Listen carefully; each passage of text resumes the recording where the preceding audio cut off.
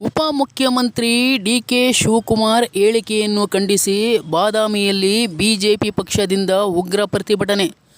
ಸಂವಿಧಾನ ತಿರುಚುವಿಕೆಯ ಪ್ರಚೋದನಾಕಾರಿ ಹೇಳಿಕೆಯನ್ನು ನೀಡಿದ ರಾಜ್ಯದ ಉಪಮುಖ್ಯಮಂತ್ರಿ ಡಿ.ಕೆ. ಶಿವಕುಮಾರ್ ಅವರ ಹೇಳಿಕೆಯನ್ನು ಖಂಡಿಸಿ ಬಾಗಲಕೋಟೆ ಜಿಲ್ಲೆಯ ಬಾದಾಮಿಯಲ್ಲಿ ಭಾರತೀಯ ಜನತಾ ಪಾರ್ಟಿಯ ಕಚೇರಿಯಿಂದ ತಮಟೆ ಬಾರಿಸುತ್ತಾ ಹೊರಟ ಪ್ರತಿಭಟನೆ ಬಾದಾಮಿ ನಗರದ ರಾಮದುರ್ಗ ಕ್ರಾಸ್ವರೆಗೂ ಸಾಗಿತು. ಸಂವಿಧಾನ ತಿರುಚುವಿಕೆಯ ಪ್ರಚೋದನಾಕಾರಿ ಹೇಳಿಕೆ ನೀಡಿದ ಉಪಮುಖ್ಯಮಂತ್ರಿ ಡಿ.ಕೆ. ಶಿವಕುಮಾರ್ ಅವರ ವಿರುದ್ಧ ಘೋಷಣೆ ಕೂಗುತ್ತಾ ಡಿ.ಕೆ. ಶಿವಕುಮಾರ್ ಪ್ರತಿಕೃತಿ ದಹನ ಮಾಡಿ ಪ್ರತಿಭಟನಾಕಾರರು ಆಕ್ರೋಶ ವ್ಯಕ್ತಪಡಿಸಿದರು.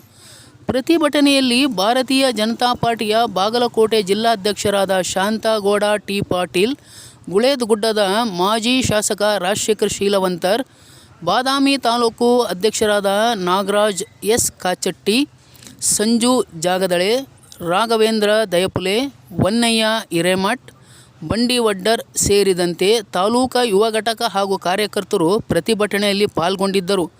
ನ್ಯೂಸ್ ಬ್ಯೂರೋ, ಮಹೇಶ್ ಮೇಟಿ.